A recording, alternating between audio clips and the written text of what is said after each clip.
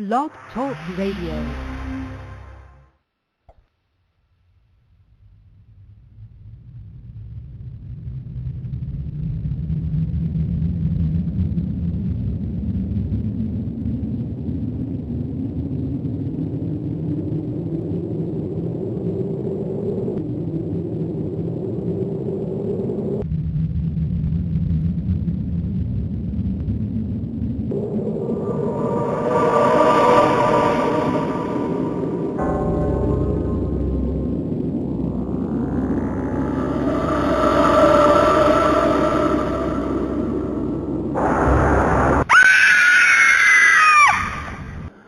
Live from Winston-Salem, it's Sunday Night Dead!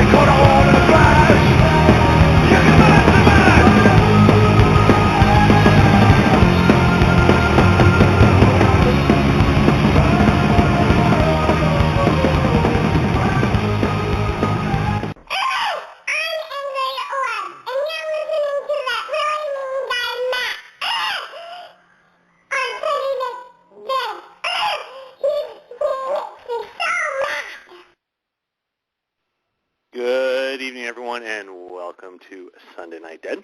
This is Matthew Slozer from Autumn Paranormal in beautiful Winston-Salem, North Carolina. Hope you all had a fantastic weekend. Thank you so much for closing it out with us tonight. We have one of our relatively popular roundtable discussion nights tonight, and we're kind of combining two things that are popular here, the roundtable aspect and then really just kind of open topic night. So if there's anything in particular you would like to discuss, you can either ask it in the chat room or give us a call, 646-929-2384. I'm a little bummed tonight. My Gators got bounced out in the Final Four, so kind of depressed about that, but life goes on. And with me tonight, from Florida, but not a Gator fan, Mr. Tracy Todd. How you doing tonight? You're right. I am not a Gator fan. I am good, buddy. Good. How are things with you? Oh, things are great. Went out jet skiing today. Weather was nice. Rained on us one time for like 5 minutes, but oh man, it was nice. Oh, nice.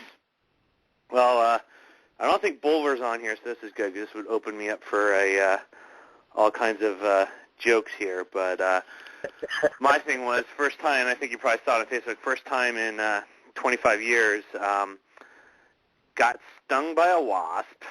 It was flying around our house for like 2 days, and my one daughter that hates bugs kept pointing it out, and I didn't get to it. And then I was grabbing my books last night in my office, which I didn't have the light on, to prepare.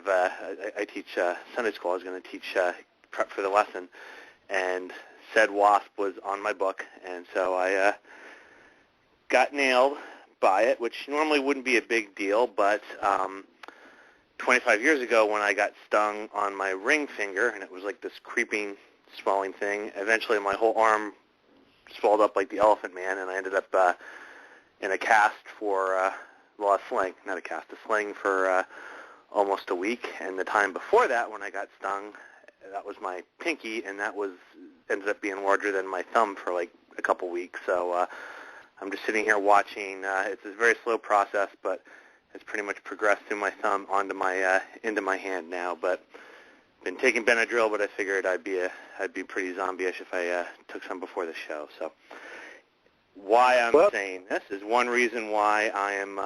It's on my right hand, and so I've already noticed when I've been typing messages either on Facebook or a little bit in the chat room here, I am spelling far worse than I usually do. So I am not drunk. I just don't have a good use of my hand here. So that's my story. Don't you reckon you ought to go to the emergency room and get a shot or something? There's not a whole lot. I mean, the EpiPens for if you're like throat swells, and fortunately, I mean, this is definitely an allergic reaction I get to them, but it's not that type, so that's good. I think they can just. I think the worst thing, or the best thing they could do is just give a heavier dose of Benadryl. So I want to see. These are those the wasps, the regular like paper wasps, which I've never been nailed for before. The other two that I had the reactions to were yellow jackets. So I don't know if this will be better or worse. We will wait and see. But yeah, my thumb kind of looks like the Elephant Man right now, and we'll see how far it advances. Poor guy. It's fine, but I am typing worse than I normally can. So, yeah, we're going to be doing our kind of open topic night tonight, and open topic / roundtable, and also with us tonight, she was a guest on our show back in October, and from Alaska, but now I believe still in the New Orleans area. I hope I don't butcher this name after we just went through it. Miss Sasha Clunat. Hello. Good evening, Sasha. Did I get it right? Hello. Yes, you did.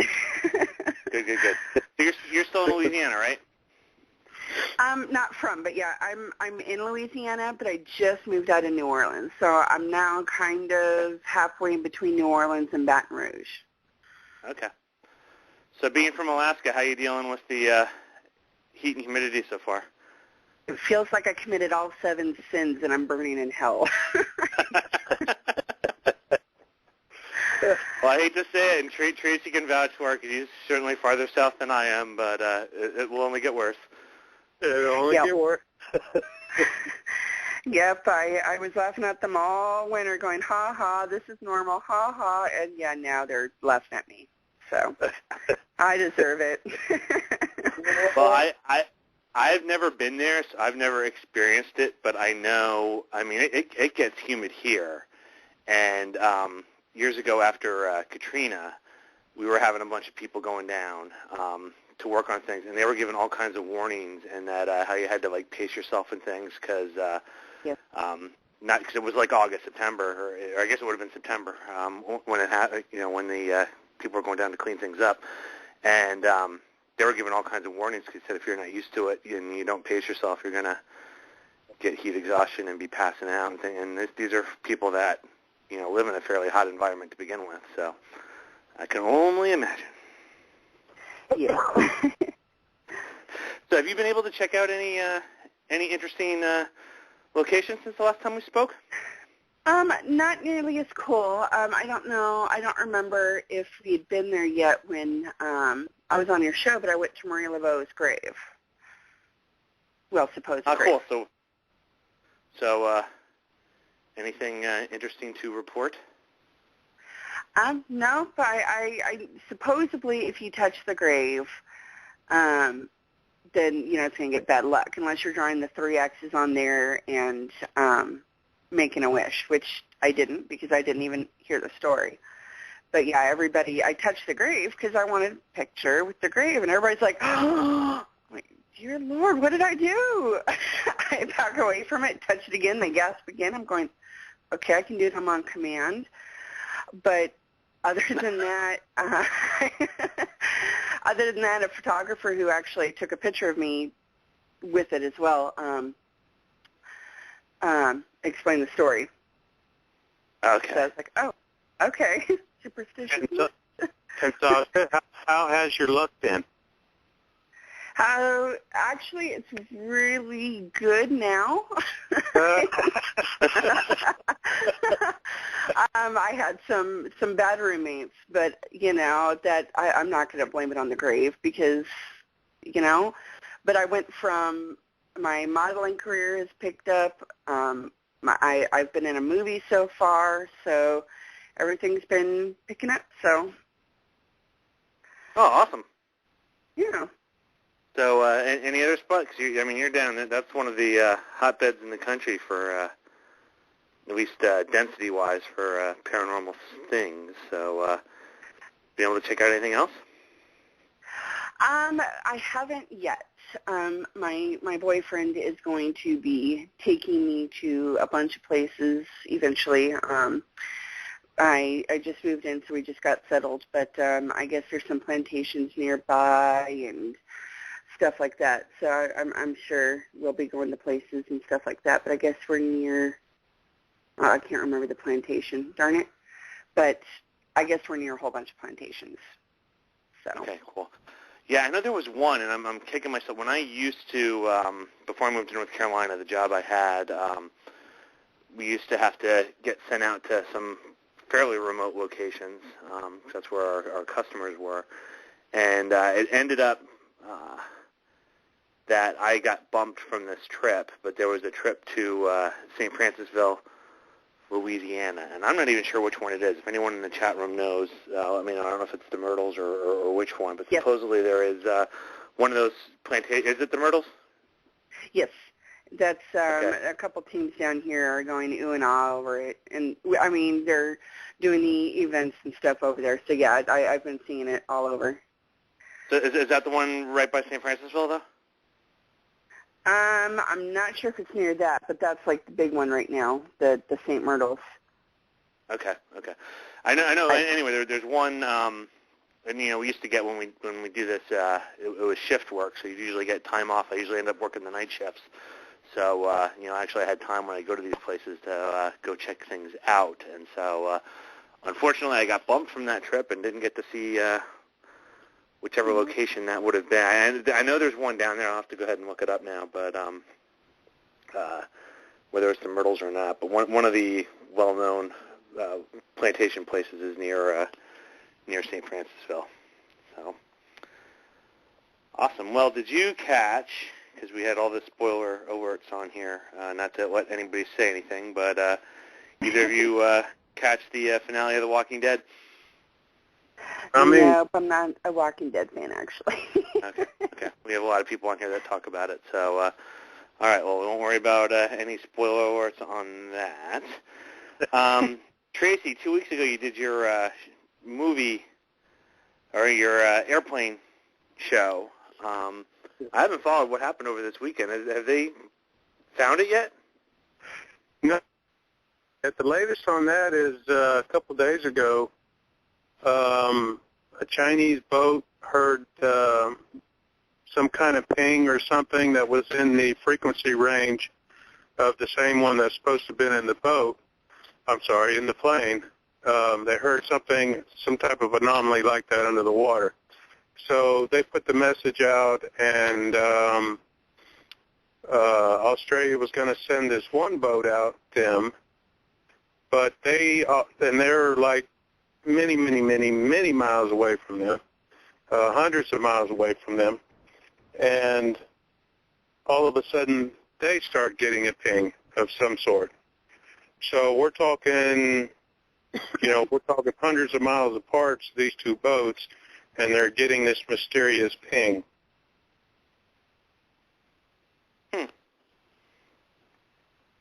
So what's your theory at this point as to what do you think happened?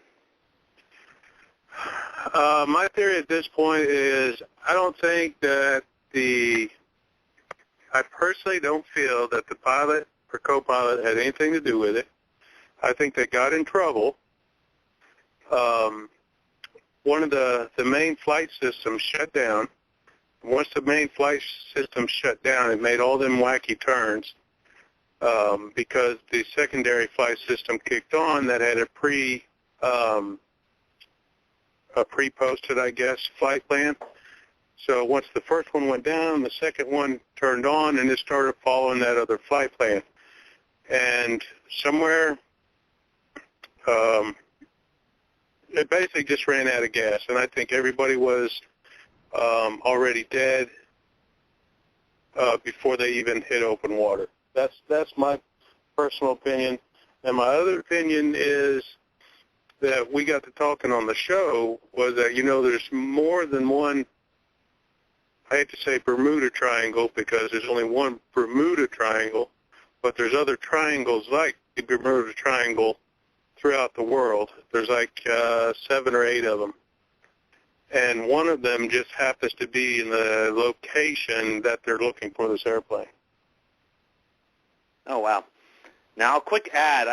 This came up, and I think it was late on one of the other shows. I never got that chance to talk about this, but this theory sounds pretty reasonable to me. It was like on one of these Discovery research type shows, but the one theory they were having over the Bermuda Triangle is there's natural gas deposits under the seafloor there, and they did these simulations that if you would have a bubble of that would come up, one, the pressure change that would have as it released if it was now I guess there had to be airplanes at just a certain altitude, because if you got up high enough it wouldn't have this impact, but it could disrupt the airplane, and then also the effect it would have on a boat on the surface it would sink the boat. I forget all the exact details on it, but it was an interesting idea because it wouldn't be very common, but if you have this gas release and this large bubble, basically it would be like propane or methane coming absolutely. up. Especially if it all came up at one time, right underneath your sailboat or whatever. Gotcha. Yeah, I think I saw that on Mythbusters did a thing on that. Yeah, that might have even been the original show. Go ahead, Sasha, sorry. On the flight? No, that's the Bermuda Triangle, and as Tracy said, there's like 7 locations where these things happen, and the different air or the different natural gas deposits all around. I'd be curious to see if all those quote unquote Bermuda Triangle areas are all in also areas where there's natural gas located. Right. We actually have one in Alaska. Oh, really? Mhm. They call it the Alaska Triangle. What are the points on that one? Do you know? I believe it's Anchorage to Juneau, and then Juneau up to Whitehorse, I think. Don't quote me on this. And then in a triangle, and that's about where they are. And a bunch of planes went missing and stuff like that. Governor's planes and stuff like that all went missing up there. Yeah, wasn't plane carrying a nuclear weapon that went missing up that way? I didn't hear about that, but I would not be surprised.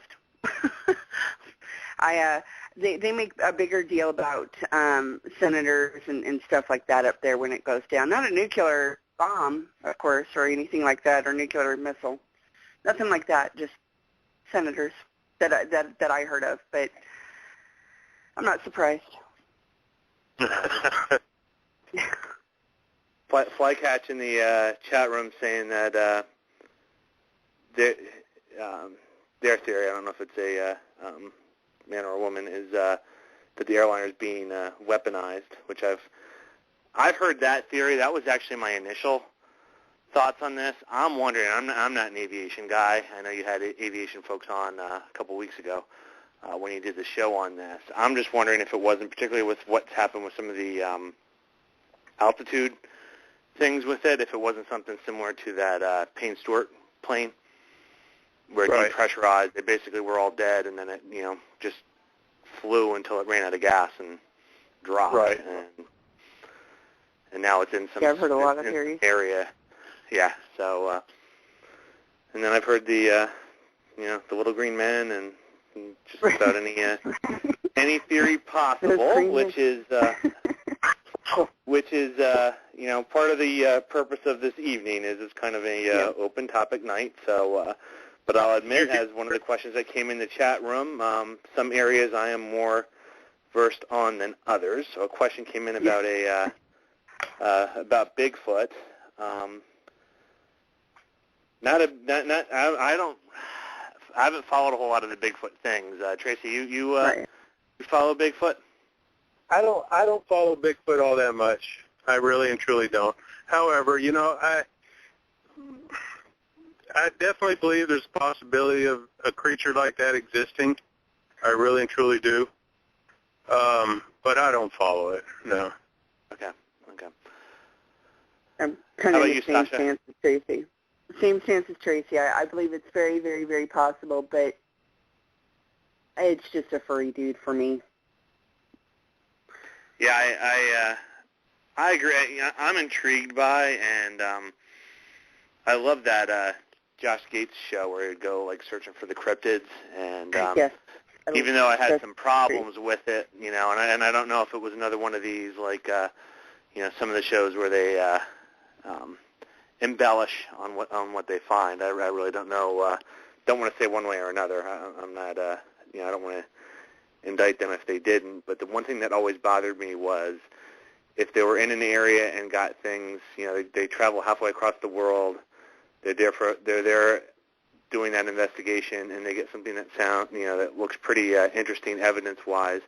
I would think the show and the producers would fit the bill for an extra night to try to follow up on that. And so that's the one part about it that always, made me wonder if it wasn't a little fishy there, because they always found just enough stuff to make you think there could be something there, but then they have to pack up and go home. So, not sure on that one, but I think it's certain. There certainly are enough remote areas in the world where I think something could exist. Obviously, the biggest question is, what would it eat? So, I think in the instances where these Bigfoot ones, they're certainly in areas where I think there'd be a similar food source that they would be able to survive, and they're located in some pretty dense, hard-to-reach areas, and there's reports of them in cultures in different parts of the world where the reports of them existed before there was contact between those cultures. So it does make you wonder, if there could be something. And John Cogswell's point, yes, I'm happy to see Josh Gates is coming back with another show on the Travel Channel. But in all these cases too, I wonder if we almost seem to assume, at least when I see scientists report on these things, that if something becomes extinct, it had to have been because we did it, which I don't think is necessarily the case, particularly if you're talking about something that could be a large predator that might have a limited food source. So I think even some of these ancient sea monster things and stuff, I'm sure some of it was probably misidentification. I mean, people didn't have glasses back then, so you could see something and your vision wasn't as good as people on average vision is now. And misidentify things, but I also think there could be, certainly within the realm of possibilities, that there were things out there that just weren't in very high numbers for various reasons, probably weren't as competitive naturally, and may have just died out on their own. And we just happen to have some people that have seen it. One of the best examples of that, I'm going to get the dates wrong here. I'm just going to say it's in the 1800s, off the coast of Massachusetts. For like 2 summers, there were repeated sightings of a large snake-like creature in the ocean. Fishermen got close to it. People, on the shore would see it and report it. And there were various reportings of something very similar over maybe like a 20, 30-year period, and then it stopped. So could that have been something that was just in a very, small concentration that died out for various reasons? And it could be indirectly because we maybe, by fishing, messed up the food chain, and your apex predators are the most susceptible to disruptions in that food chain, and maybe it just died off. I don't know. So that's kind of my very around the horn kind of view of the cryptid thing in general, and I also think the same thing on the Bigfoots. I wouldn't rule it out. It's not my area of interest or study, so to speak, but those are my thoughts on that one. So, Matt, go ahead. Go ahead. If say somebody from, say, Fayetteville up there gave you a holler and say, hey, Matt, can you and your team come down and investigate a possible Bigfoot, would you go? I would be interested in going, but I wouldn't misrepresent myself to the people that were asking. I certainly wouldn't try to pass myself off as a cryptid researcher. One of the first things I would do is try to get them in touch with people that do cryptid work in the area, for that piece of it. But if the offer came to help participate in one of those things, yeah, I'd go ahead and do it. I just wouldn't. I wouldn't want to come across like I was BSing anyone claiming to be an expert in it. But I would go ahead and, if I had the opportunity to participate, I'd be interested in participating on that. Same thing with the Jersey Devil one. That's always intrigued me. That's much closer to where I'm originally from, in the Pine Barrens of South Jersey, and some of the odd reports that come out of there, which is just, the original legend about the cursed child and everything like that. I don't buy into that at all. But it is weird that that is a very, you picture Jersey as just totally wall-to-wall people, but that is actually a very remote part of the state, and it's certainly within the realm of possibilities that something could be in there. What it is, I have no idea, but that one has intrigued me. Well, the one that one of those, the Mothman. The Mothman is one that really intrigues the hell out of me. Yep. Yeah, that's a weird story, and especially like around the accidents and things that happen there. So that is definitely a weird one, and I don't know what to make of that. It certainly, if the reports are credible, it certainly seems to. Oh, hang on. Luana just posted in here that she's investigated the Mothman. Luana, I know you have some things you're working on right now before you can call in, but if you get a chance to call in, we'd love to hear about your. She's okay. She'll be calling in soon, so we'll discuss the Mothman when Luana calls in. I am also intrigued but I will say ahead of time, and I'm not a boat person. I'm not even much of a water person at all. Reason why is I just have this phobia of being stuck out in the water with really big fish. So I'm intrigued about the whole sea monster and lake monster thing. I think certainly you just look at the squid shows, and the new species they're discovering, on that front. I think it's well within reason. They're probably not in very high concentrations, but I'm sure there's stuff out there that we haven't identified yet. And, you call it a sea monster, but all it really is, would be some type of animal that we haven't observed before. I'm very, very intrigued in that. Would I go out like, Josh Gates does and go diving in some lake where there's some, supposedly man-eating serpent type thing. Hell no. It might take, it would take an effort to actually get on the boat. I'm not a big boat guy, but it's but I'm very, very interested in those. I mean, because I think that's the highest. Well, probably the most bizarre thing. Go ahead. I'm sorry.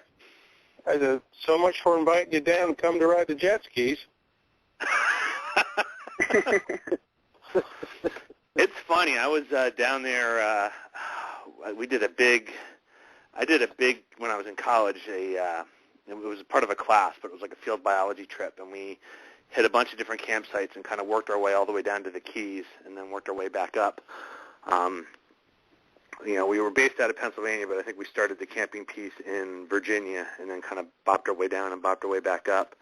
And at the very end, when we were down in the Keys, we were all snorkeling, and I think I was on the inside of like a sandbar or something, and there was just this area that it dropped off, and you couldn't see. I mean, it was dark, and I'm keep saying to myself, I'm like, this is just totally psychological. There's, you're shielded from the ocean. There's, nothing in here, and then, but I just couldn't go out there on it. And then it was years later when I was watching one of these Discovery Channel shows, and they were talking about the bull sharks and how they can, with the high tides and things like that, they can kind of stay behind the sandbars and feed on things. So, well, I'm glad I didn't. I'm glad I didn't explore that too far.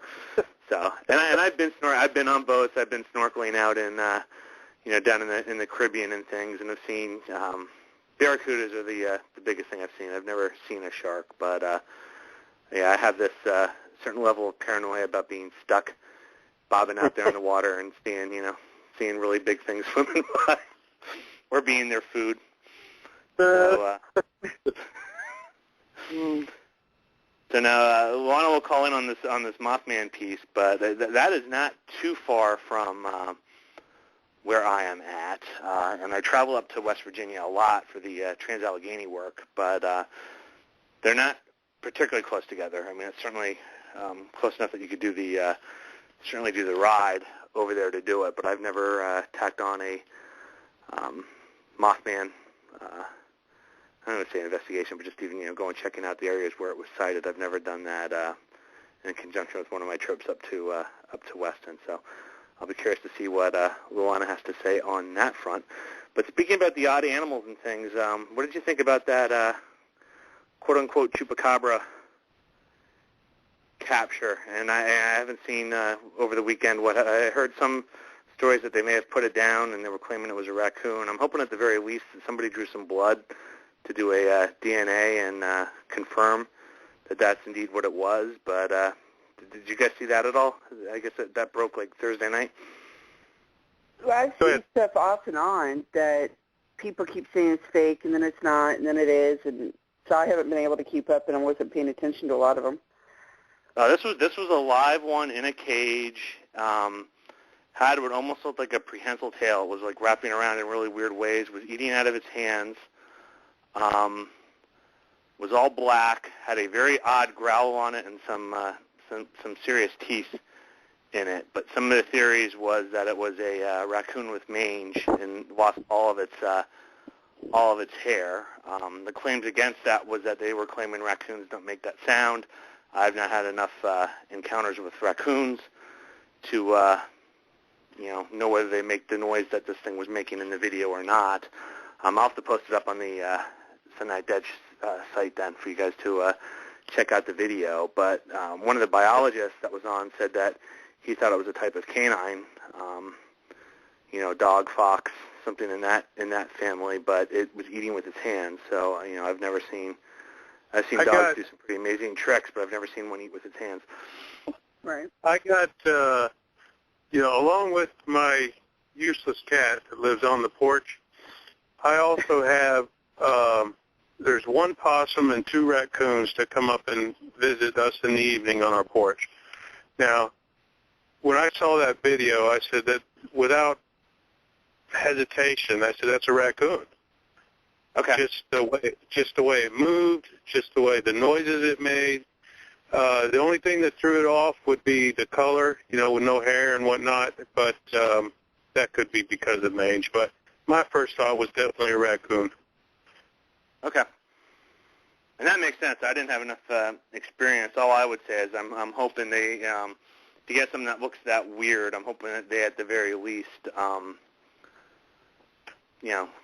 took some kind of hair sample or blood sample or something on it just to do a DNA test and confirm that it wasn't anything odd. And again, I'm not saying, something totally bizarre, but again, it could be within the realm of possibilities that you could have something else in the raccoon family that isn't in a high enough concentrations to have been seen in catalog before.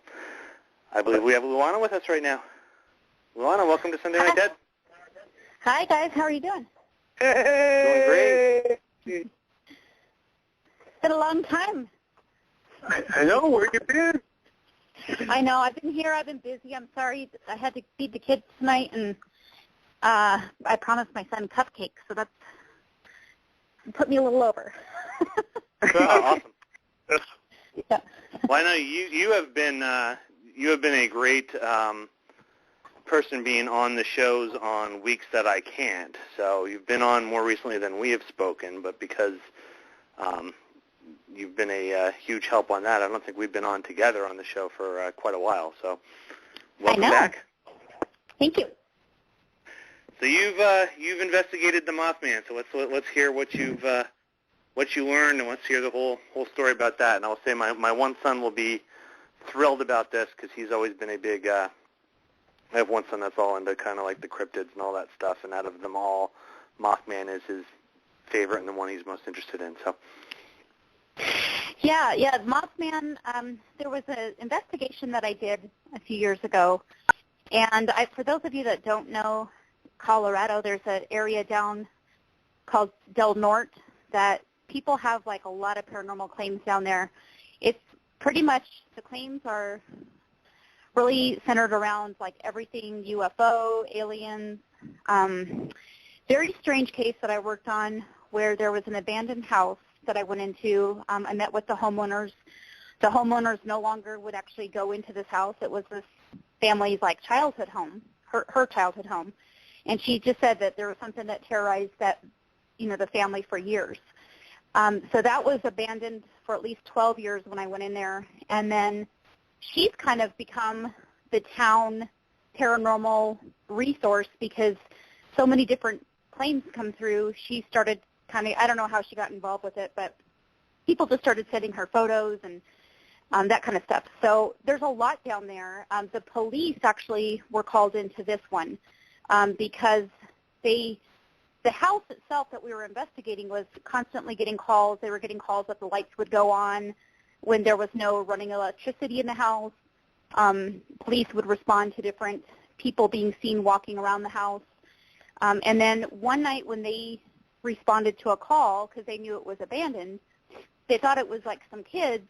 There were claims that there were shadows going down the street, and one of the police officers was, I think, in pursuit of one of those shadows. And when he came around a corner of the street on this house, it looked like he took a picture of it. He actually had a photo of what looked like Mothman with this wingspan, and it was projected on, looked like either on the house or in front of the house, but that's kind of what we were out there to kind of take all of it and see what we found. And I only did one investigation. Unfortunately, I wish I could get back down there a little bit more often, but it's quite a drive from where I live, so it's about a 3.5 hour, 4 hour drive.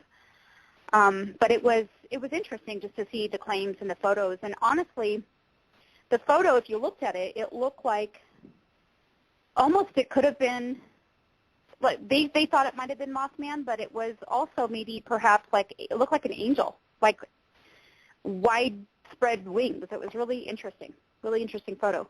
And I saw some other things down there, and I talked to some other, the homeowner and her mother, and they had told me this whole thing that they were abducted by aliens, and part of her ear, she'd gone to the doctor, there's some chips and stuff that they claimed that were in her ear. It was crazy.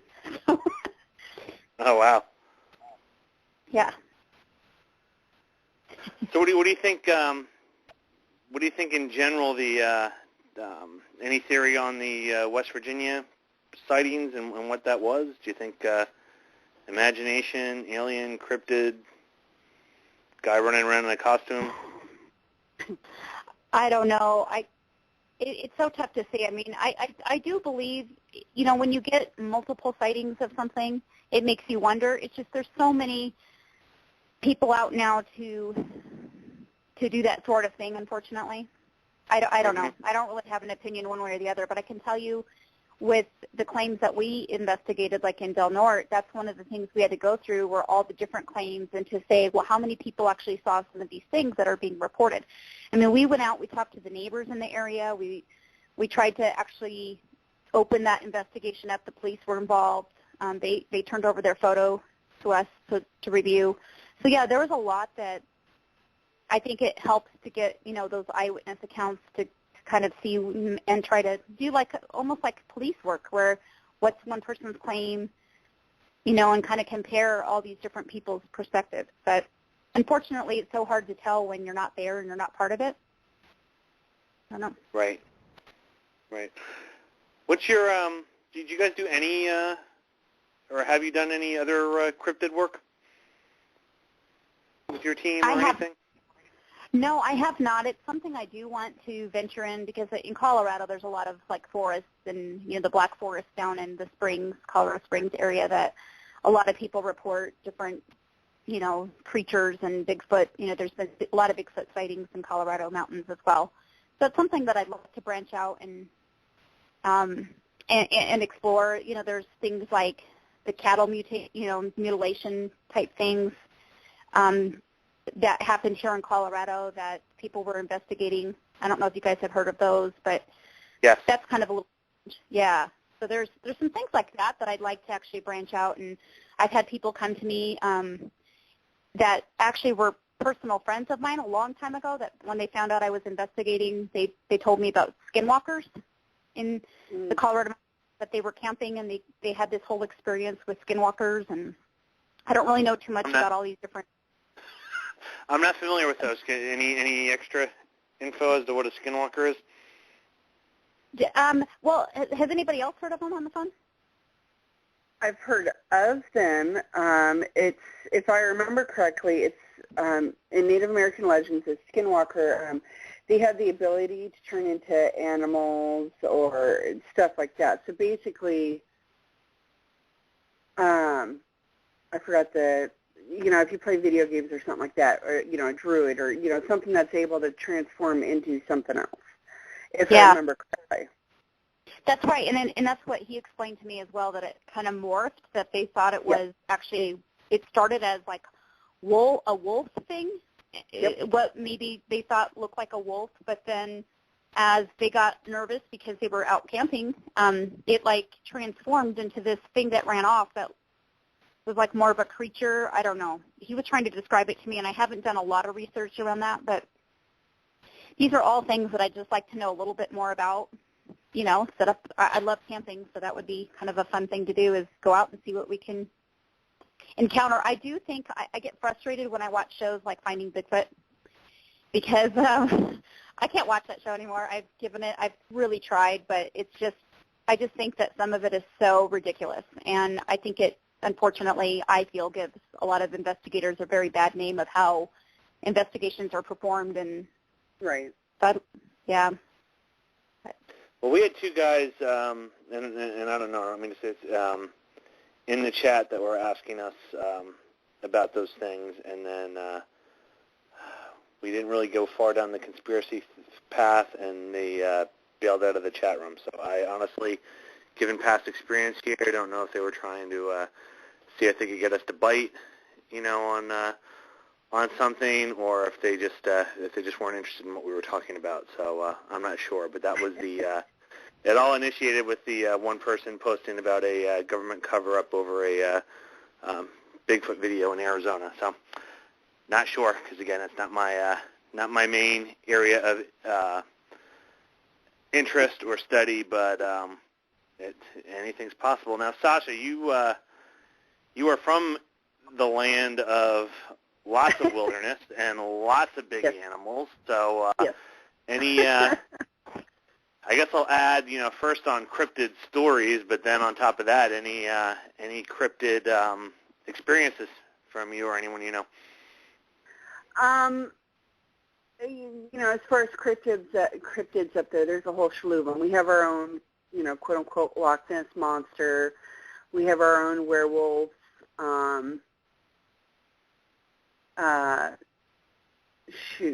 We've got abominable snowman. We've got Bigfoot. We've got elves, little people that a lot of people call elves, or they're told to be elves. Then we have the Kushtaka. It's the native culture there is completely revolves around animals and stuff like that. So, we've got stories and stuff like that up the wazoo of animals coming in and doing stuff. As far as me personally, I haven't, thank goodness. I'm all for researching. I have a soft spot for cryptids, even though I don't research them as much as I would like. But I'm okay not having any personal experience with cryptids. Just a personal preference, not without weapons and stuff like that. Yeah, no, I know what you're talking about. I did see, and I do love the show. I don't get to watch it all the time, but the River Monsters was the guy that.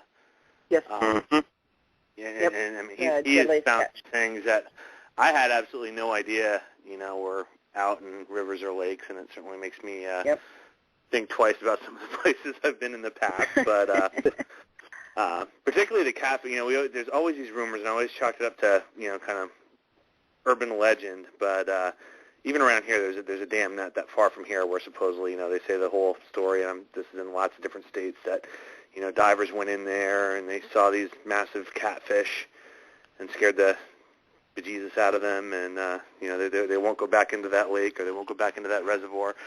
And I always chalked it up as just people exaggerating things. But then you watch that show and you see some of the things that guy hauls in from places, and I don't know. But I did see him do one in Alaska where there was these sightings of this monster, and I believe his theory ended up being, I think it was a sturgeon. It was, the thing, it was massive what it was, but it made a lot of sense what he was chalking it up to. So, and then the other thing that just came to mind when you guys were saying skinwalkers, I don't know if you've ever heard this legend. I believe it's actually dates back to Africa and the and slaves bringing the tale over here, but it's supposedly more tied to the Carolinas, more South Carolina, but the boo hag, and this is something that I never want the experience of even having a dream about, let alone seeing this. And I always talk about how I see things when I wake up in the middle of the night sometimes, but basically this is supposed to be a woman without skin that, I guess, it's one of these, night hag type things, is sneaks into people's homes and, kills people at night. And I'm sure scientifically looking back on it, it was a way people explained unexplained deaths, in the evening, whether it was a heart attack or something else. They would chalk it up to this thing. But I guess supposedly it was looking for its skin or something. It's very, very, very weird. But when you said the skinwalker, that's the first story that came to my head. So not something I will ever try to research or try to find, that's for sure. That's one that I would draw the limit on, although I think it's just totally a legend. Yeah. Well, another one, so there's a lot of just odd things here that, and again, number 646-929-2384, or feel free to send in something on the chat. If there's a certain topic you would like to discuss. Otherwise, you're going to have to deal with what the four of us, Sasha, Tracy, and Luana, and myself, want to talk about. So, which I'll also add, Sasha, Tracy, Luana, feel free if there's something that you want to throw out there to throw it out. I just wanted to add, my one daughter is very into this and has been following this very much. This is close to Luana's neck of the woods. The whole animals are fleeing Yellowstone. They think it's all going to blow up. What's your And I haven't been following it very closely. I know there's the potential there just based on the geology of the area, but is that getting any coverage or any more information further out west than what we see here? I haven't seen anything outside of what I've read up on and the videos that were circulating and things like that. Yeah. And it's tough to tell. I mean, I haven't seen anything else. I think a lot of people have come out and said that they feel like it's nothing out of the ordinary. Just as the seasons change, animals do tend to leave, but I don't know. I mean, I really don't have any more on that. Yeah, I'm thinking I maybe. know that, Go ahead, Sasha. Sorry. I was just saying I haven't heard. I've only seen the stuff on Facebook, and I think it's very both the normal the normal procedure of animals leaving Yellowstone, and both the volcano things are very likely. I think Yellowstone, if I remember right, I thought I heard somewhere that it was way overdue for one. So, for an earthquake. But, I mean, could be. I mean, it's certainly.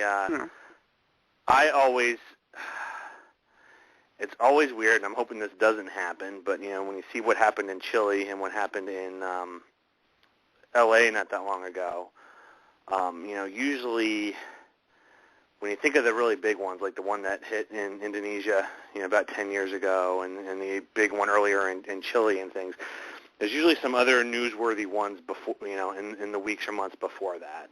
And I mean, it kind of makes sense. All the plates are connected, so as pressure gets released in some area, it's gonna, cause shifting somewhere else. So I mean, that totally makes sense. So, in that respect, I find it a little troubling. Another theory could be could be some cryptid like Bigfoot that's running out of food and scaring everything. So that could be very true. Bigfoot's hungry. He's pissed, and the buffalo are running out of Yellowstone.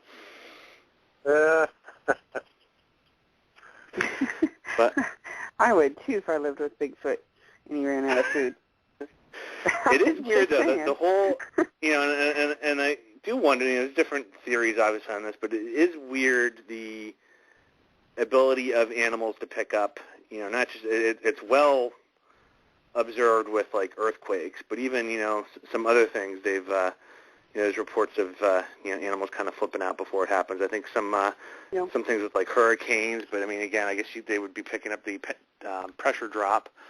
But that is the one odd thing about it is, and I don't know what's normal. I mean, it could very easily be some old video that people I haven't watched it. I've just as I said, my one daughter's all into it, and I've seen some posts here and there related to it. But I wanted to get you guys' thoughts. So that is that. Oh, I know that I would probably like Melissa said that she saw that it had that somebody took a regular video and then said it was the people running away. So I would definitely see if that's true, if there's validity to the video, and if there wasn't, I might worry a little bit, but probably not until then. Plus, I'm far enough away. Yeah, I could totally see. I mean, we live in the land of hoaxes now and Photoshop and all kinds of interesting things, to the point where even if you get something that might be good, you have to be really suspicious. I've had a couple pictures sent to me. One that, if it was true, and it's from the local hospital here, if it was true, would be awesome. But there's so many of these, paranormal policing sites and things that are going out there trying to catch people that, if I don't know the source of the picture, I'm not going to weigh in and say that, for sure it is something. And, that is the one sad thing about where we're at right now, is there's so many people trying to, Oh yeah, let's not even get started on the photos. Mm-hmm. Well, these are things that look good. These aren't. I don't even want to say the word, because that we'll end up getting cut off here by the orb community. But the dust or water spots or Yes, my one member of my team was smoking, but there was no wind that night. It couldn't have been his smoke, that kind of stuff. So it gets hard, and so it makes it harder to.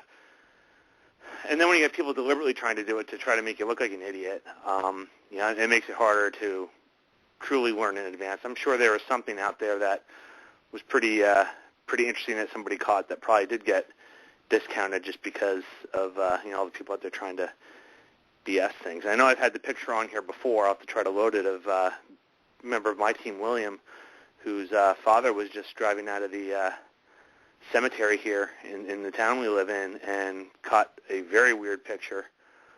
It almost looks like somebody kneeling down praying out, just basically out in the field. It's very bizarre, but I posted that up to get opinions, and I'm having people saying, it's somebody's boogie on a windshield and all kinds of obnoxious stuff. So people are going to attack it no matter what as well. So it does very much make it tough.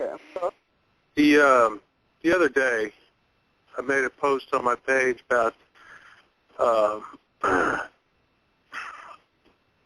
some person, I'm not going to say male or female, they posted a picture up on this page and said, I woke up one night, thought I heard something, I woke up, and I snapped some pictures. What do you guys see? Now, that is what her post was. And then she posted the picture. So I'm looking at the picture, I'm like, I don't see anything. So I asked her, I said, well, can I take the picture and enhance it a little bit? And, she says, yeah, go. Oh, sorry, I said she. So she said, sure. So I did, and there's still nothing in it. And I told her, I said, well, here it is. Here's the enhanced picture. I still don't see anything in it. I said, I don't see anything. I said, I don't see anything paranormal in it. I said, sorry. She says, that's okay. I only want to talk to people who can see something. Oh, I guess that's not not you, huh? What the hell does that mean? I do see a lot of people that want more of like a psychic reading on what do you see when you look at this photo. Like I get a lot of that, like psychically, what do you tune into and what are you seeing? But I'm with you where I have been, there's some that are posted, and I saw one lady get really upset because she posted this photo and she said, what do you guys see? This is in a group environment, and I'm like looking at it like, I don't know, I see a little like half window above a door. That's all I could see. And then all these people were like fingerprints like on the window. Like they couldn't see anything either, and she was getting all upset. But it's like, what? I think sometimes there's so much, in my opinion, again, I think matrixing and people, she saw a face. She saw a face like in the shadows or combination of the shadows and fingerprints, and so she wanted validation that was a face. And I'm like, I see different things like that all the time that just, I don't know what really to do with that. I know I'm going to upset people if I'm like, okay, you're just matrixing, Right. Yeah. I've gotten into many fights over that because I am psychic, but a lot of people so they go to me to get that whole touchy-feely, tell them what they want to hear. And I'm like, no, that's matrixing. No, sorry, no. And I do. I piss a lot of people off. I'm like, well, if I don't see nothing, there's nothing that can be done. Go find somebody that tells you what you want to hear. Yeah, I get that too. Yeah. What really killed me about the picture is a couple more threads down. I did explain to her about that. So, well, perhaps you're looking for somebody who can see something in the picture I can't, like a medium, psychic, something of that nature. And she writes, no, I just want, somebody that can see what I see. So then, Pete, oh my gosh, and then it went crazy. People were seeing people hanging from the ceiling, some guy with a great beard looking down at the floor. I'm like, oh, great, googly woogly people. Mhm. Yeah, I have seen that, and I usually, unfortunately, if a team posts a picture like that, I'll probably message them going, you might want to consider matrixing or something like that. And then, but not my deal because it's not my place. And I'll private message them, not post anything. And then, if teams like that keep posting pictures like that, I usually distance myself from them because I'm like, no, I can't do it. Yeah, I always stay off the public threads on a lot of these things because it's just too much drama. What I usually do with people, and they at least seem nice. I mean, they may bash me somewhere else, but what I usually tell them when I see these things is I just tell them about matrixing. And I don't come right off because, who am I to say? I always get a kick out of people that, right off the bat go matrix or, with things, particularly if they don't know the background of the pieces of it. But I'll explain, you have to be careful because, the brain will see pictures or will see, and I try to identify patterns and randomness and, that could possibly be going on. What I would do is take multiple pictures of that area and see how it shows up and try to piece together what could be going on there. And in general, people have been nice about it after that. So, but we will continue this after our break. So I'm going to take a 5-minute break here, refill on my drink, and give people some time to think of other bizarre topics to talk about. I know I have a couple that I'll lead off the second hour with. We'll see you in 5 minutes. You're listening to Sunday Night Dead.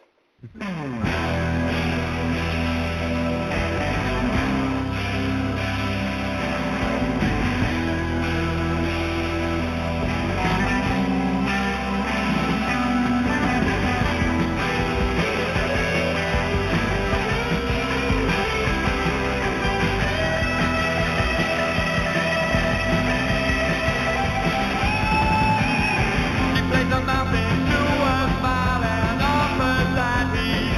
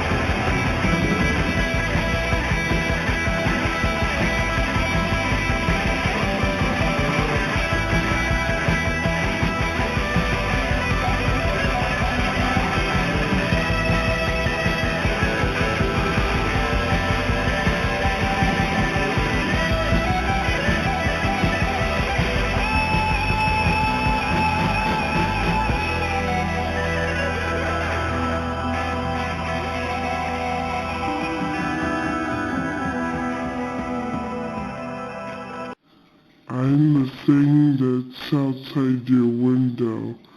I'm waiting for you to go to sleep, but you're listening to Sunday Night Dead. Darn it. Good night. Maybe that was the boo hag. I don't know. But we are back with Sasha, Tracy, and Luana. Everyone back on? Yep. Yep. I tried frantically to get that picture I was talking about the cemetery posted in the chat room, and it was not cooperating, and I ran out of time. So I will, either post it on my Facebook site again or send it to you all so you can see it. So, but I wanted to try to get it posted in here. It wouldn't work, and then I was trying to load it back onto Facebook so that I could paste the link in the chat room, and the vampire song there was just not long enough. So back to our discussion. Another one of these things that could be a hoax, but I find this very intriguing because there are at least enough videos of this from all over the place that either it's a very elaborate hoax, because I would think if it's something easy to replicate or do, people would be, that would get out as well, but it's the bizarre sounds that you see the different reports on. Have you guys seen those videos? Yeah. It's everything from everything from people like in downtown urban locations to like loggers out in the woods, and the type of sound varies a little bit, but they're all very, very odd. So I wanted to get, Tracy, since you weighed in first that you were familiar with it, just kind of wanted to get your thoughts on what could possibly be the deal with that. Who knows? But this is, and everybody that was hearing it at the same time, weren't they? But they were like thousands of miles apart? That I'm not sure about. I've only seen, the best one I've seen was actually it was a compilation of like news reports. So actually, news covering what happened on this, but I don't remember noticing dates on it. And then that was interspersed with like home videos of people in different spots hearing these noises, and it's certainly odd. I mean, I don't know, what it could be. There's certainly rather creepy noises, but I'm not positive if that was all at the same time or if it's just been different occurrences in different areas. Yeah, I don't know, man. I mean, that's the sound itself is it's hard to even describe it. What would you describe it as? I don't know, some kind of broken foghorny lighthouse thing, or? It almost reminds me of, first of all, the first thing I think of is, kind of sci-fi movie. I'm waiting to see, Godzilla, like, coming down the street here. But if I had to describe the sound, to me it sounds metallic, almost like if you had just an absolute enormous metal door or, like, metal gate that you're kind of grinding to get open. That's what it sounds like to me, or some, massive piece of machinery if it was, moving or doing something. That's what it sounds like to me. It sounds to me like almost like a metal on metal, but with a low enough tone that, it would have to be some pretty large pieces of metal interacting. That's how I would describe it, but it is weird. It is definitely an odd thing. Sasha, have you seen any of those videos? No, actually, I haven't. I'm actually surprised. Actually, I don't know. I don't know, Tracy. You'd probably be faster than me with my gimpy hand here. But if you're able to find that and put it in the chat room, that might be of interest to some folks. I never loaded it on mine. I just saw other people posting them, and it's the first one I saw was like in the Ukraine, and I thought it was fake. Because I thought it was, very easily you could, download a noise, run it through Audacity, and have that on your speaker really loud while you're looking out a window. Because it was this weird noise. It was shot out of an apartment window. But you see people walking down the street, nobody's noticing it. So I'm like, if I was walking down the street and things, these loud noises. People, Todd's in there saying that the plate's shifting from fracking. I have no idea. It's a bizarre. It's certainly a bizarre sound. But this video, no one was reacting to it out on the street, so I thought that was fake. But then some of these other videos that are out now, it's showing people in different settings and this weird noise, including news reports, which is why I think it could. The only other possibility I could think of hoax-wise is if it was very selective editing where people poured through tons of footage and found something that looks like people reacting to this and then would somehow dub in the noise. I'm not sure, but it is really bizarre. So Sasha, hopefully we can get that loaded on so you can check that out. I found some from 2013 and 2014, which we'll go with the 14s. Okay. All right, I'll post them here in a minute. Okay, awesome. Luana, how about you? Have you seen those or heard of those? I have not. No, that's something that I've not. I'm curious now, but no, I have not heard of it. All right, definitely check it out. It's I'd have to say, out of the unexplained phenomena out there, and again, I think we were getting baited earlier on in the show, so just got to clarify. I'm not saying there is anything to this, and you got to view it all with skepticism because of how many people are out there trying to hoax things. But as far as the weird things that I'm seeing posted out there or reported on out there, this is the thing that intrigues me the most. If it's legitimate, I cannot figure out what this thing is, and it is to me personally, I think it is a very, very creepy noise. I wouldn't want to be out in the middle of the woods and hearing it. So it's a noise that everybody's heard all over the world? There's reports of it in all different places, yeah. Okay. Large, and it wasn't like on the same day or anything like that. It's just been a continuous thing. I've never seen it reported as being on the same day. It's been more various reports in various locations at various times. And then I've heard all kinds of speculation on this, like Todd posted about the plates from fracking. I've heard I think even the one really good post with it on it was calling it the one of the trumpets from Revelation, aliens, some unique some unique weapon that we're testing out, or another country's testing out some kind of sonic weapon thing. There's been all kinds of different theories I've seen kicked out about this. All I will say is it's a bizarre. The sound's bizarre, and it's a weird phenomenon. The video is kind of similar to the original one. There was one out. I think you guys have seen this because it was just in the last couple weeks. There was this video of this thing like crawling down the side of a building, but that was a one isolated video, and the lighting on that certainly looked suspicious. That it could have been something that somebody shopped in. It is similar to those types of videos, but it's just there's at least a dozen of them, so it's strange. Certainly, in the term of unknown or unexplained, one of the things that has me the most intrigued right now. So we'll definitely check that out. Tracy, I'm not sure. Is there any way?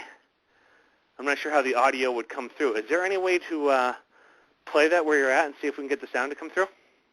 Check it out. Yeah, I can try it. Let me see what happens. All right.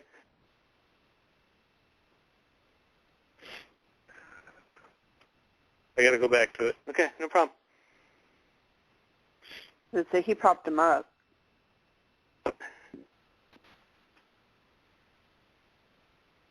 Yeah, I don't know how it's going to translate, so. Well, we'll see. If it's too bad, I'll cut you off. They've got him posted up on YouTube. The ones that he posted. I'm gonna play it. I got my volume turned up all the way on the laptop. I don't know if y'all can hear that or not. Well, we'll see how it goes.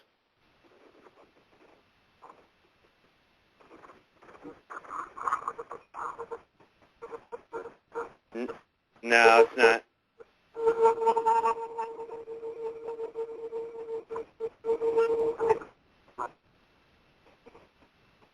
It's not at all? You can hear it a little bit, but yeah, it's not. No, it was a nice. It was worth trying. I can listen to it on YouTube. He posted some links. Okay, cool. I may for next week. I may just record it. Play it, record it, and then load the audio on here, so we can get some clear audio of what the sound is like. But again, certainly, I don't have a good explanation for it. I don't know what it is. It's weird, but it's one of those things like the weird lights in Arizona that people kept seeing. But this is much broader than Arizona. This is a weird thing that's being reported all over the world. So very strange. Okay, I just listened to it. Yeah, that's really creepy. Yeah, I don't know. Yeah. Yeah. It's like this weird metallic noise. It's bizarre. It would make sense for it to be plate fracking. Yeah. But yeah, that's definitely creepy. Yeah, I would just think, and I'm certainly not a geologist, but I would think you don't get a noise like that when there's the big shifts in the plates. I would think Sure. that at the very least, if you're getting a noise like that, there would be some seismic movement to correlate with it. So That's very true, actually. Yep. Well, on one of those videos I posted, there's a news interview with a seismologist, and he talks, and he said there was nothing on his equipment. Okay. Because I'm thinking we had one, I want to say it was based out of near Washington, maybe about a year or two ago, and it was only like a 4 on the Richter scale. And it was enough. We thought something happened with one of the pieces of equipment in the plant because the whole floor shook, and we're pretty far away. We're about 5-6 hours away from D.C. Where this thing was centered, and a 4 is not a huge earthquake, and we felt that. So I would just be thinking that if you were near anywhere where something would be able to make that kind of noise. And it certainly gives the impression. You see, everybody seems to look up with it, too, if I remember right on the videos, which is, I don't know. It's a weird...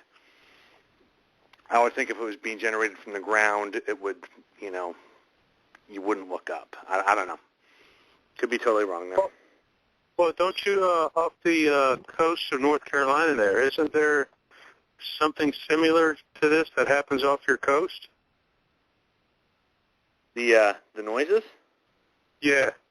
I will have to look that up. I'm not aware of that, but that doesn't mean I'm a transplant here, and we're about 3.5 hours from the coast, so it could certainly be something out there that I just haven't heard before. So yeah, definitely, I'll definitely look into that.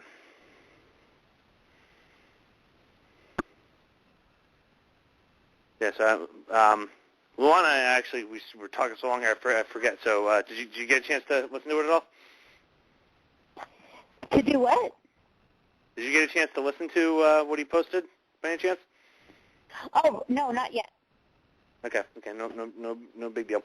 Well, I'd be curious to get your thoughts, maybe on a follow-up episode. We will talk and get everyone's thoughts on these bizarre noises. But that is, out of all these strange things we've been talking about, this is the thing that intrigues me the most. I don't really have a good explanation for what it is. And yeah,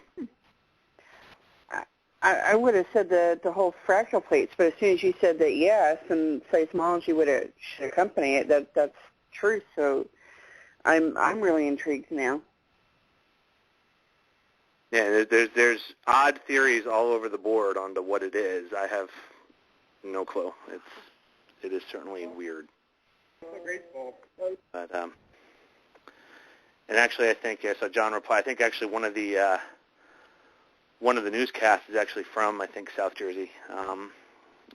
So it's kind of in John, in your neck of the woods was one of the reports there. So yeah, it's strange stuff. But so Luana, what's any new things come up in your research, and your any mines you've gone into lately or anything? No mines recently. The last I went to the caves. We went to Cave of the Winds and did a full investigation there. That was a really neat investigation. Nothing though that came back like with EVPs or anything like that, but it was still pretty neat location. I don't know if you guys have ever seen the Cave of the Winds here in Colorado. I have not seen it. It sounds familiar, but it may have been because I've heard you talk about it before. Yeah, if you go online and you just look up like Cave of the Winds, you can see different pictures of what it looks like. And it's really big inside. They let us go through pretty much any area that we wanted to, any different corridors. They used to have, initially they had, when it was discovered back in like the 1800s, they found mummies inside of. Oh, wow. Yeah, they had like a whole bunch of mummies, and I know that the guy that discovered it was really bizarre, but he ended up keeping one of the mummies, and they ended up eventually giving it back to like a nearby Indian reservation. So he felt like in the end that he really should return it to where it belonged, but that was him and his wife ended up like living or sleeping in the caves, and he had his office put up there. It was really interesting history there. But that was a neat location. That's one that I would love to go back to and do a follow-up with. And still like to get back into the mines up in the mountains, and where I captured that full sentence. That was a neat one.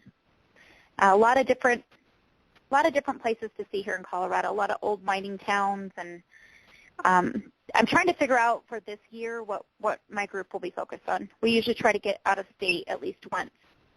So I'm still trying to figure that out. Yeah. Awesome. Well, yeah, let me know if we can possibly swing the Pala thing. I'm still going to try to make that happen. I just got to see if I get enough miles on my with my other 2 trips that I have coming up here in the next month and 2 months.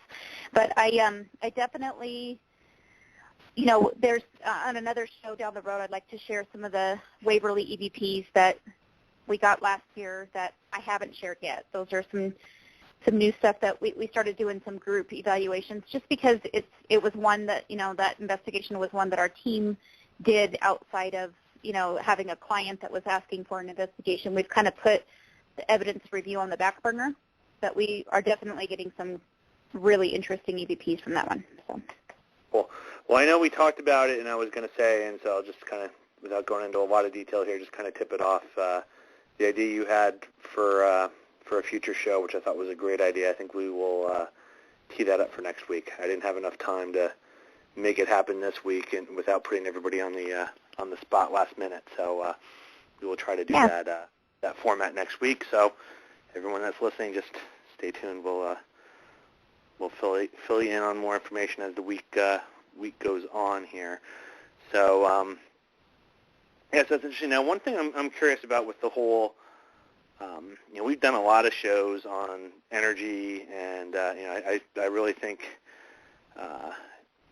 different materials, everything has its own frequency, and so whereas 15, 20 years ago I would have totally written off the whole mineral and crystal thing, I do believe there probably is some type of, could possibly be some type of interaction there energetically between things. So I'm just curious, I know I've asked you before about if you've noticed any difference based on the type of mine, but in this cave area, have you ever done any experiments? And if not, I'd be curious if you would do this, if you would bring some type of mineral or minerals into the location and see if interactions could either enhance or decrease activity. So Yeah. Again, I'm going to speak real generalities here, but you have a certain deposit in an area. You bring in a couple different minerals and see if you can get, synergy or another type of effect with that. That's really interesting. In fact, it's funny you say that because I just started getting into kind of the crystals and different, I picked up a piece of moldavite, and I took it with me on my last investigation just to kind of test that out to see if it would be able to enhance communication. And so I am working with that already. It's interesting you say that. And then, now I'm just kind of like brainstorming here, but then when you think about some of these caverns that have, underwater, water flowing under them, and then you got the mineral pieces, so you could have a pretty, even if there might not be anything that you would consider, paranormal or that would, like in your case there, they found the mummies in the location, so obviously there was something there, but even in the absence of anything necessarily happening in that location, I'm just thinking possibly, the running water and the different mineral deposits there might be a good environment conducive to communication. Yeah, definitely. I'll have to try that. They had, it's interesting. There's only 2 different places in the world that they've discovered this type of fungus. It's like some kind of a moss that grows in the caves, but you can't step in it. If you step in it, it will grow on. It will spread with your shoes and everything. It's really, really bizarre. So you had to, here we are running around in the caves at nighttime in the dark, and you're trying to not step on this fungus. It was the most bizarre thing. But when we had the lights on, we were going through the walkthrough initially. They pointed out the areas and where to be careful with stepping on it. I guess they had a case where someone stepped in it. They put their shoes in because it was all muddy, and of course you're covered with mud after the cave investigations. But they put their shoes in the trunk, and then by the time they went to go get stuff out, the moss had grown all over in the trunk. It was so bizarre. They only found it to be in 2 places in the United States, and Cave of the Winds is one of them here in Colorado, and the other place is where I want to say Georgia or something. It was really bizarre. Okay. Yeah. So kind of weird stuff there, and who knows? I think that there is in the mine that I did up in Idaho Springs. They had you talk about different crystals and different things being able to heal you as well, used for healing, different stones. And they had this vein of gold that's still in this one area. And I think I've told you about this in some of the previous shows. But when I stayed the night in the mines, they have people all around the world that come in to study this healing effect. They call it the healing chamber. But people have stayed in there and are healed by this vein of gold. It's pretty crazy. So they're studying that now worldwide with all these different scientists that are coming in to look at it. That's actually where I slept. So I'm if I'm going to sleep in the cave or in the mines, I want to sleep in the healing room. Neat room. Oh, that makes sense, and you still again have my you have my respect regardless. But the sleeping in the mine and having the rat run over you. Yeah. Gains you extra extra respect points in my book. Now I got to just add, and I will try to find this and send this to you, Lana. Some people here might know. If anyone used to be fans of the X-Files and watched that show, there was this one episode of, I think it was somehow tied into the aliens, but there would be this this enzyme that was making any fungus that you come in contact with go wild, and so these people were. A guy touched a moldy nut in the grocery store and he got killed, and somebody else, touched something somewhere else, and then, it makes the fungus go wild and all over them. And so that's the first thing I thought of when you're telling me this story. It sounds like a beginning of a sci-fi movie, this runaway fungus taking over the world. It's crazy. It was I've never heard of that happening, but yeah. Sasha, curious about you. Any experience in the either with cave type things or any experience or work you've ever done with minerals or materials in that respect? Well, I make jewelry, and I use amethyst, and my mentor wants me to make him some hematite and tiger's eye necklaces for its properties. And when I worked at the gold mine, it was pretty active. When I did an investigation both times at the gold mine, or at least a town that was just outside it. It was pretty active, but other than that, I haven't gone out because it's something that I've wanted to do because I've always been curious because of the frequency and stuff like that. But because I've never been able to establish comfortably if a place was haunted, I didn't want to go in there and bring in minerals until that was completed. So until I knew a place was haunted. Hey, and I just thought of this. I'm sorry, I'm kind of just brainstorming here now while we're talking, but Luana, I'm trying to think if I don't see any reason why this would not work. A spirit box in the mine or cave would be a very interesting experiment since you should get little to no, I would think, radio interference underground like that, but if there really is communication coming through that, they should still have no problem doing it. So that might be an interesting environment to test and do some experiments with the spirit box. Yeah, I did play with that when I stayed the night, when it was just me and the one other woman that was in the mines with me. We actually turned on spirit box and we did do some stuff there, and nothing that I just didn't have much activity that night. I had more when I went the time before, but I'd love to try that experiment again. Yeah, it's a interesting idea. Sasha, so you do the mineral things. Have you done any? I have no idea. I've never been to Alaska, so I have no idea on that front. Any? I'm assuming there was mining up there. Just trying to think back to my history, and so I'm sure there's mines, and I'm sure with all the volcanic activity in that part of the world, that probably a decent amount of caves and things as well. Have you done any work in any underground locations like that? No, actually I haven't. A lot of the places like that are, for the most part, bad juju. Not because it's necessarily bad, but up there the paranormal is still kind of like that Satan's work type stuff. So you've got to kind of ease into it and stuff like that. My team was the first team to actually be able to go into the gold mine that we did for the Travel Channel.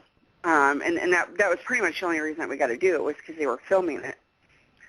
But, people go in there when they're not supposed to, but I don't know of any places like that, and I grew up in Sitka, so I was still learning some of these, quote-unquote top secret other places that people don't know about. But right when I got a list together, I said I was moving to New Orleans. So I haven't got a chance, but we did the gold mining town outside the gold mine, the Crow Creek Mine is what it's called. So. Oh, wow. Mm-hmm. On a totally different change of direction here, also something else I wanted to kind of kick out here, and I don't think there's a whole lot to discuss, but just it bums me out to report, if anyone's been following this as well. I'm a big asylum guy and like checking out the old asylums and things. The Greystone Park Kirkbride building and asylum up in North Jersey just got announced that's going to get knocked down to make a park. Similar to the other one, I'm forgetting the name now. There was another one that Ghost Adventures or Ghost Hunters was in a couple times and actually did, I think, one of their Halloween episodes in that was also getting knocked down for a park. And then this one's really kind of bizarre. One in Alabama that the University of Alabama has purchased. They're actually they're not going to take down the whole building, but they're going to knock down one wing, so one half of the Kirkbride is going to get knocked down to make a performing arts center, which, again, I'm not sure why you couldn't rehab the building itself to do that. But right.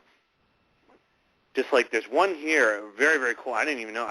We just happened to stumble upon it. There's one outside of Columbia, and I haven't followed this up to see where the Kirkbride itself seemed in bad enough shape that I don't even think you could go in to investigate it. But there were some other newer buildings, some massive abandoned buildings on the site. And particularly the criminally insane buildings towards the back of the property look to be in pretty good shape and were certainly intriguing. But one of the scenarios they were going to have, and I actually think this is kind of cool, I don't know if they ended up buying it or not, they were going to actually build a minor league ball field at that location, but they were going to use the Kirkbride as kind of like the backdrop. So if you could picture, like, the ball field and the fence and everything, and then off, above kind of the stadium would be this kind of imposing, really cool looking building. So I have to double check to see if that ended up going through or not. But that actually I thought was a pretty cool idea. And again, they weren't going to knock it down. And in a lot of these cases, they're going to it costs almost as much. They say it's cost prohibitive, but the demolition expense with all the remediation that needs to get done and things anyway are pretty huge price tags as well. So it's just a shame, but if you have any of these old Kirkbride buildings in your area, or if you're close enough to Trans-Allegheny to check it out, I would advise you do it, because I think there was over 200 20, 30 years ago in the country. I think we're possibly less than 10 now that are left standing. Wow. They're getting knocked down pretty regularly. And this one in New Jersey, this Greystone building, is I guess it was the largest poured concrete structure in the United States until they built the Pentagon. So it had some historic significance to it. So it is a real shame. But Yeah, I'm trying to because in Alaska we don't have any asylums. We have one, but that's in use, and it's obviously nothing like some of the old ones. So I'm hoping to be able to get to one eventually. So I don't think I'll be able to do it this year, but I'm hoping to save up some money next year. Well, it's funny, and I'm going to quick add this, and I would actually have tried to get this guy on the show, but he has a little disclaimer on his site saying, these are the different steps you need to take if you want me to be on a show.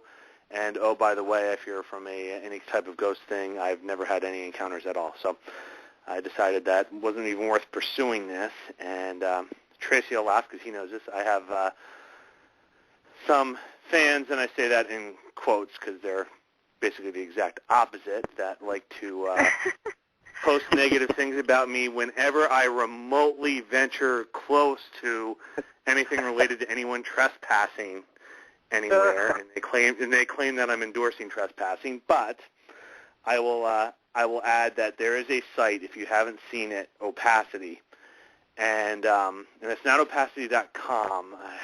I want to say opacity.net. I'll have to look up, but just if you do a search for Opacity, urban exploration or abandoned buildings, something like that, it should come up. But the neat thing that this guy's doing, and a lot of the buildings that he was in no longer even exist. So, why I think it's really cool what he's doing is he's documenting the structures and the insides of these places before they're gone. And there are some really neat pictorial things. And then for some of them, with some of the asylums with some history, that site will have videos posted if there's like news things.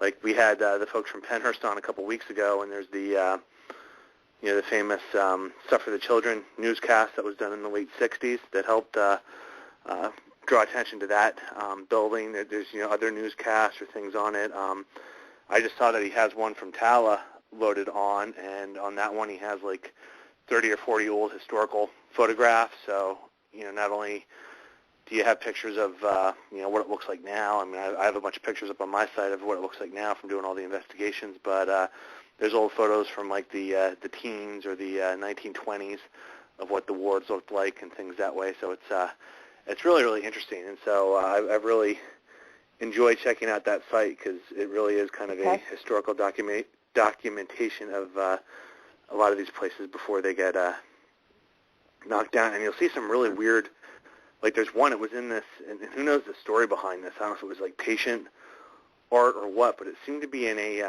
children's psych area. I think this building was in New York as well. And so it had all these little, like little scenes, like little park scenes and things like that. And there's this one with like this boy throwing a stick or a ball to this dog. And the dog has the most ferocious, nasty, it was like, if you just picture like the teeth on Jaws, that's what the teeth on this dog looked like, and I'm like, man, if a patient didn't paint this and they were painting this to try to soothe the people here, somebody has like a sick sense of humor because, man, it's creepy. Some of the things that they would have on there, but it is a really interesting site, so it's worth checking out. And for those who monitor my every move here, I'm not endorsing going into these locations. If you even see some of the pictures this guy has taken, there's one, I think it was the Northampton Asylum in Massachusetts, where the floors collapsed like 3 or 4 floors down, and it was now just one giant open area, which made for a really cool photograph. But you could have easily been, if somebody snuck in there, could have easily been on one of those floors when it collapsed. So it's dangerous. It's not good, and all it takes is 1 or 2 people to do something really dumb and get killed to have a lot of these places really clamp down and ruin a lot of opportunities to investigate these places, which in turn helps generate revenue to save these locations. So, we wouldn't have Waverly, and we wouldn't have Trans-Allegheny, and we wouldn't have Pennhurst if it wasn't for these efforts and not only the paranormal investigations, but the other things and activities that happen in these locations. Rolling Hills Asylum, who we had on last week, if it weren't for those efforts, it would only be a matter of time before these places would get knocked down. So that's my little soapbox. Yeah, no, I'm looking at it, and it's a nice site. I like the pictures. Yeah, there's some pretty interesting stuff on there. Now, Lon, I don't know if I've ever asked you this. Any asylums or old mental institutions in Colorado that you're aware of?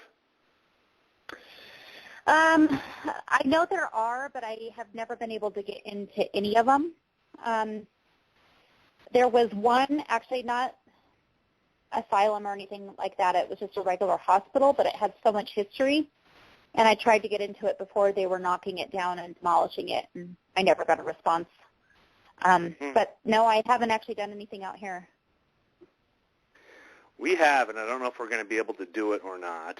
I know some people probably would think not like this, but there is a nursing home not far from us that just had a horrific reputation, and it's empty. It's up for sale. So we've been trying to get in touch with the people that are selling it to see if we can possibly get into it at all. So far, we've been unsuccessful.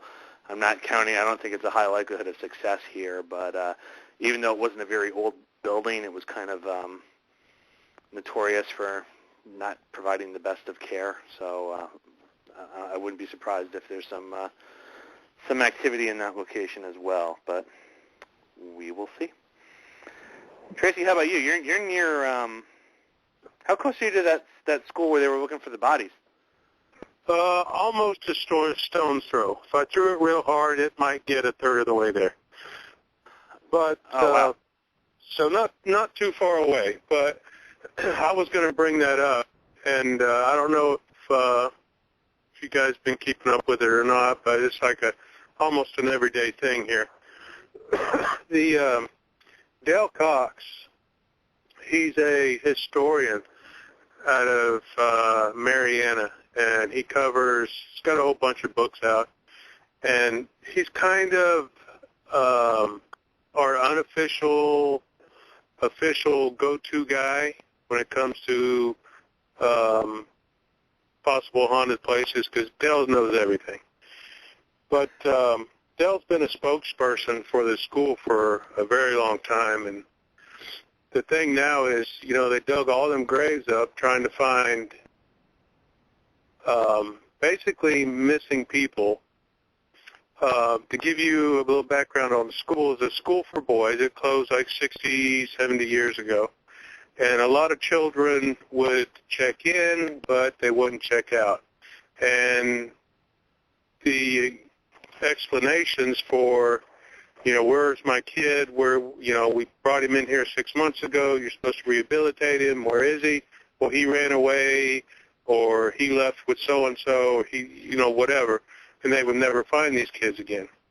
So that's why they started digging up all these graves, to see if they can find any of these missing people, which they didn't. But, I don't know. Boy, it's hard to say if I would even, after they get in there and dug all these things up and remove the bones, I would almost be, I am real apprehensive about going in there. Because I'm sure Dell can get us in there to go, but I would be real apprehensive about going. Interesting. And I can see a bunch of reasons why, so it's not that I'm questioning that, but I'm just curious, what would be the main reason for your hesitation? Just well, right now it'd be more kind of taboo, or I'm sorry. Go ahead. For me right now, it's a morality thing. Okay. That's my number one thing. That makes sense. Very interesting. So I didn't realize you were that close to that. So that's an interesting story there. And something else I just wanted to bring up, get you guys' thoughts on this, and so I'm going to kind of go full circle here and get back to the pseudo-cryptid piece. But do you guys remember the Destination Truth, since we were talking about Josh Gates earlier, the one where they went to Romania and the roof fell off the plane? And does anyone remember that one? When it was duct tape. Yeah, I remember that one. That has to be, location-wise, even though it's pretty freaky, that has to be one of the, for me, one of the most intriguing locations, that forest. And I saw that at least there was that Romanian guy that wrote a book on it. I don't know if there's any versions in English, but just all the weird reports in that area, and then getting those audios of those women's voices, and then that guy getting, yanked with the scratches and things. I don't know if you ever heard the legend of, and I might even pronounce this wrong, but sometimes they call them the White Ladies, or I think it's the Baba Seth, and the story was there'd be these women in a clearing that would kind of attract guys passing by and basically slash them with their nails and kill them. They were kind of like vampire-ish type things. That was the first. Again, not saying that I think that legend's real, but that was the first type of story. And I'm getting a lot of things that I need to research and post here for people to look at. That'll be another one.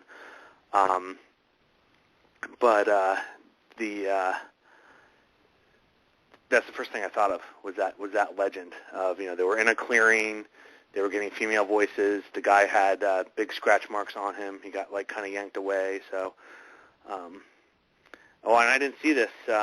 John Coghill said, I'll have to look this up, that Ghost Adventures was there at the same location and had similar problems. So that'll be very interesting. I'd love to see what they caught there, too. But I wanted to get your thoughts on that because I thought that was very odd. It's not really a cryptid because they did some pretty interesting. I actually liked the way they did some of their ghost stuff when they were on that show. But it just very, very intrigued me. That was a very weird phenomenon to observe. So anyone who wants to kind of go first, if you have any thoughts on what they were experiencing there, I'd be curious. Ladies first. I can't remember the name. I want to say it's Baba Yaga or Baba Joshia. Does any of those sound right?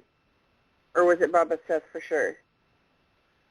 I want to say it was pronounced, I'm going to try to spell it here. I might be right. It was Baboeth, either S-E-T-H or S-I-T. I think it was S-I-T-H. I don't know exactly how you would pronounce that, but Bubba Gump then Shrimp. I've also heard it. Sorry? Bubba Gump Shrimp. Yeah. Well, I know that for me, I'm very into folklore and stuff like that. I love stories like that.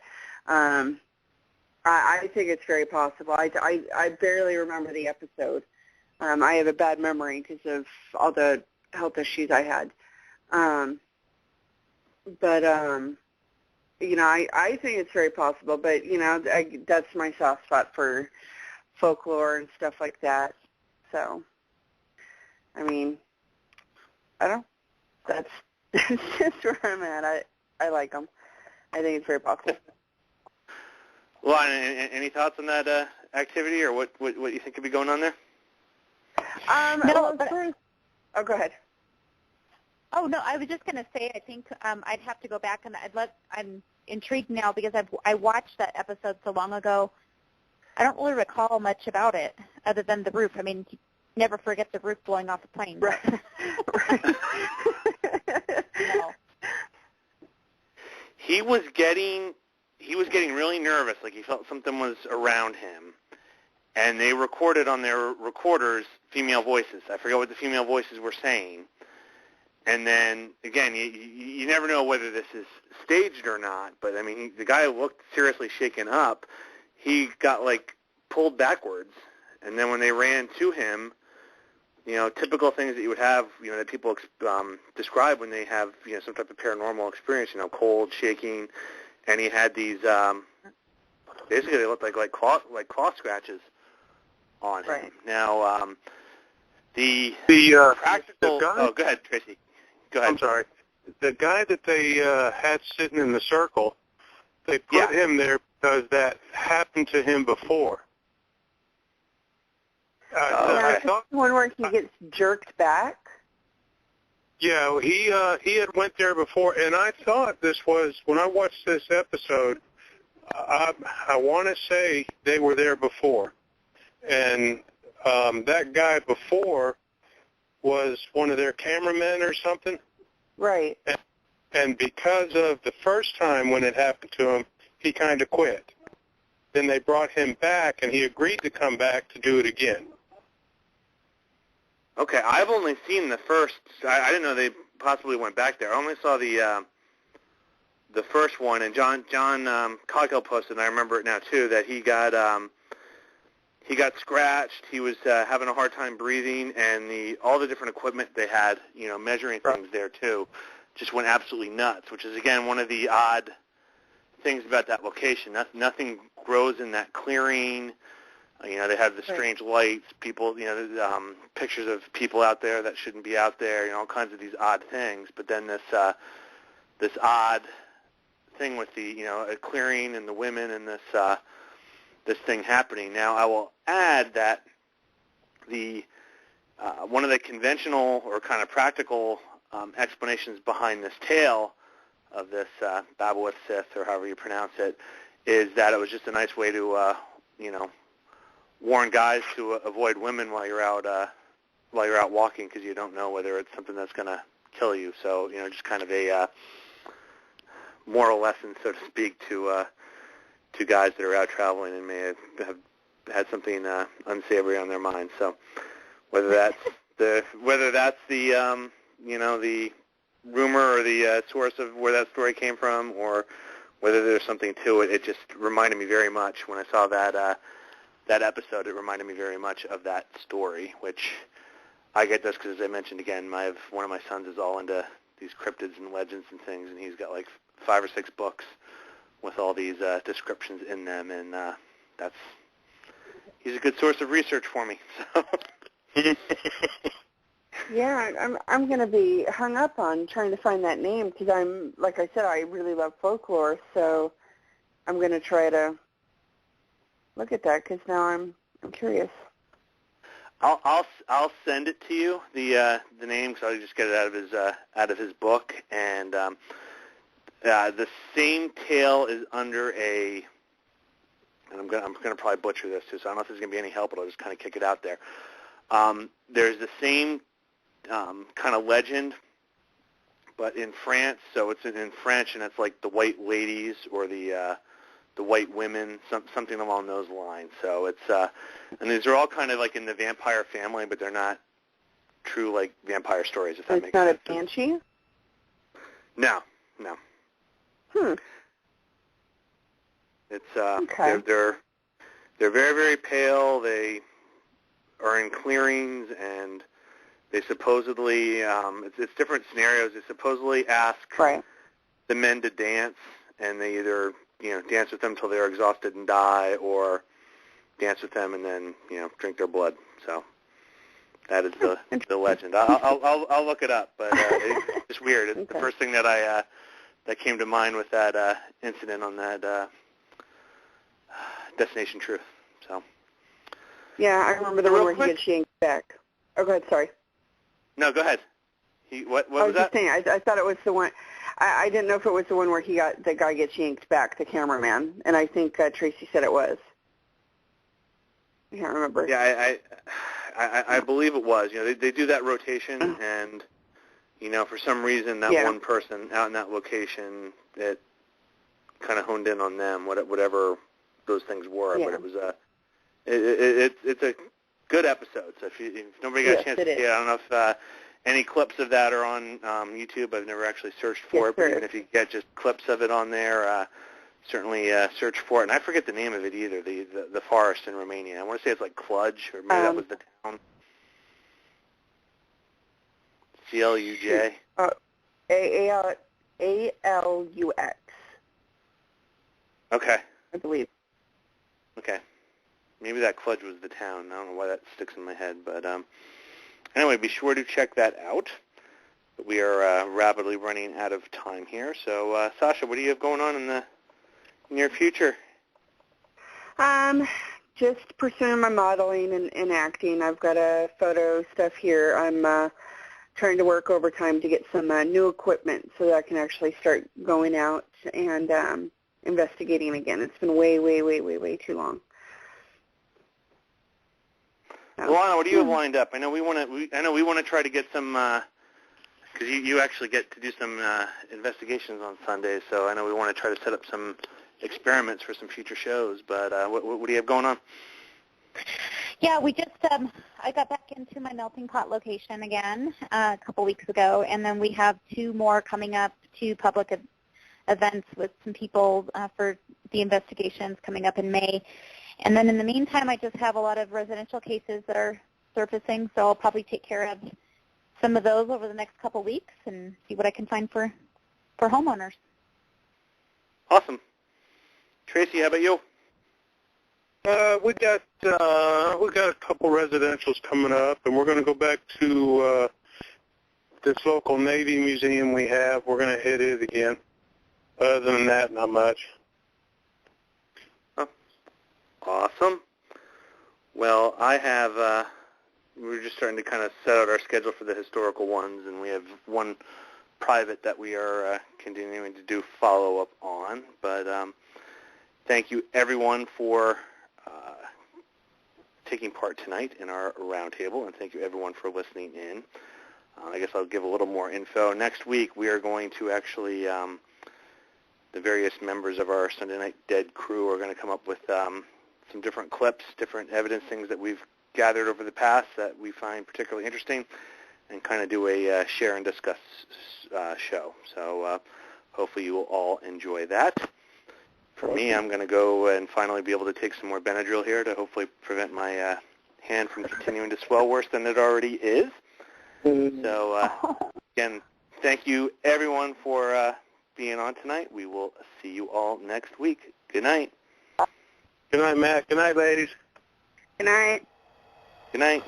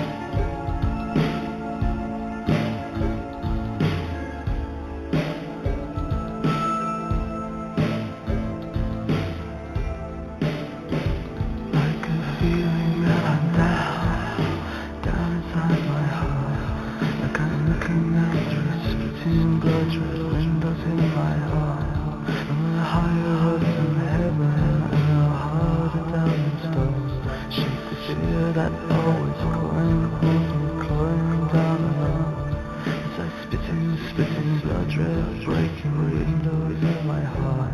And the past is turned in fear of ghosts forcing me apart. And the further I get from the things that I care about, the less I care about how much further away I get. And the further I get from the things that I care about, the less I care about how much further away I